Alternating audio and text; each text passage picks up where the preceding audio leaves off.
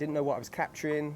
I didn't know that I was capturing history and such an important time in our lifetime, but in that year especially.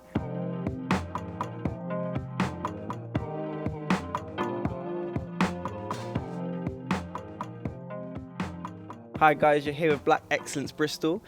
We are here with Khali Ackford, who is a very well-known photographer here in Bristol.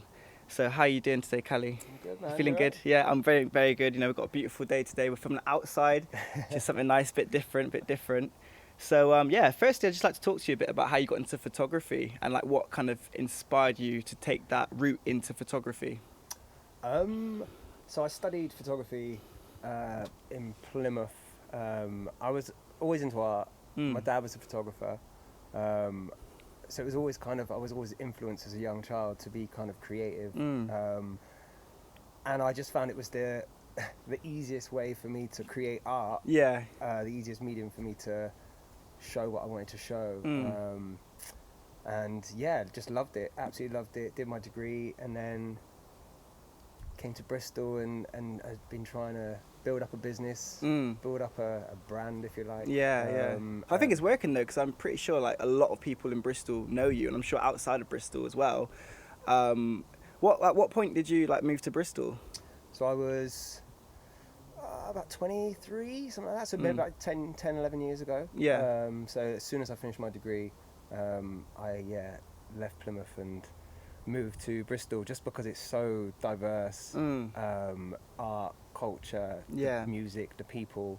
Yeah. And I visited some friends and yeah, man. Just fell in love with it here. Yeah, I hear that so often, you know, and I'm not surprised to be honest because it is a really vibrant city. Yeah. So great for creatives as well, you know. I mean, obviously you must have met loads of photographers and musicians, artists, everything, I imagine. So many creatives. So usually the places that I work, the buildings are full of artists, musicians and things like that. So met a lot of amazing people that inspire what you're doing. And that's what's amazing about Bristol, I think, is that everyone kind of teams together. Yeah. Everyone helps one another to kind of elevate each other's work. Yeah, definitely. And grow. So I feel like a lot of people, like myself, our introduction into you and the work you do was, as you said, through the protests last year, particularly the Black Lives Matter ones. Yeah.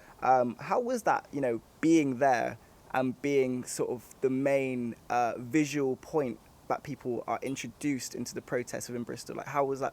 Does that feel like a lot of responsibility to you? You know what's crazy? I didn't know what I was doing when I went to the first one on the 7th of June. I didn't know what I was doing. But just shut up a camera. I was there to protest, bro. Yeah, I was there first and foremost to protest. What happened with George Floyd in that time obviously resonated with a lot more people. People got made to sit down and actually see what was going on around the world. Yeah. And then face what's actually happening in our country.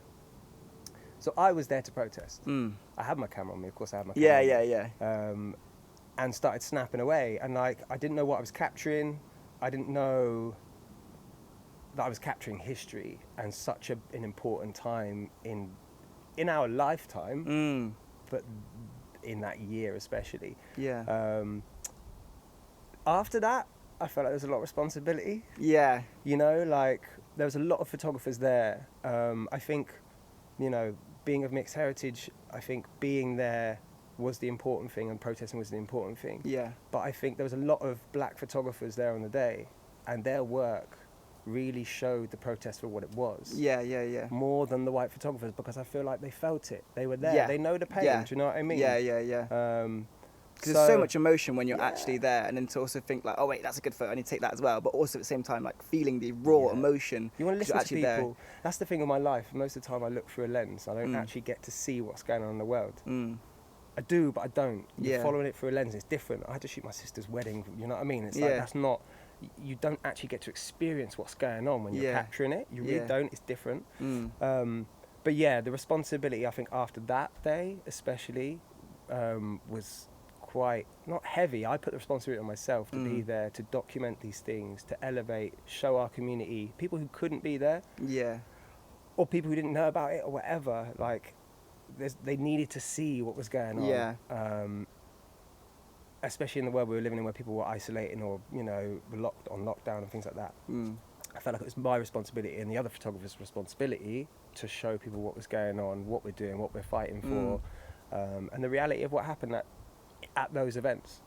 And keeping on the topic of photography, you did your Identity series as well, and that was with Ryder Shafiq as well, wasn't it? So I've been doing that for like 8 years, something like that. 8 years, wow. 8 years, man. Yeah, we've been working together for time. So, oh my God.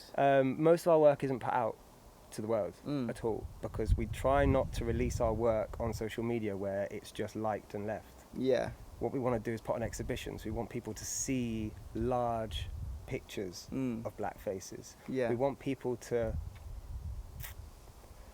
celebrate and enjoy the imagery, but also it needs to be impactful. So social media is not the way that we try and release our work. Yeah. We try and do exhibitions or things like that. So we're in works. We're always in works with different projects. We've got about 4 projects going on at the minute. Yeah. And the stuff we haven't finished. So you know, we've got to be on it. My work has always been about, not necessarily, it is about my heritage and culture, but it's bigger than that. It's about giving people a positive representation of themselves. Yes. And that's what it's really about. And it's really interesting, the work that we do, because me and Ryder are both mixed heritage, but my visual blackness, it's not very visual. No. So my heritage gets lost a lot of the time. So for us to do these projects is quite a journey for me in itself. Yeah. We're doing it for our communities, for other people. But for me as well, it's quite an amazing journey that I'm going on and learning stuff about myself, my identity.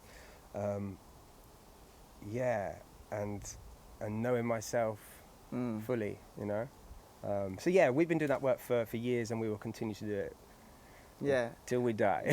I love that idea as well, because that's the same kind of concept we had for doing this project. You know, it's all about uplifting black people and uplifting our representation as well, because you know we're sick of how we're being portrayed by mainstream media, and how we're being dealt with in the schools and all these places, and the stereotyping. So this is what these projects are about at the end of the day, is to try to undo the damaging work that has been done onto us.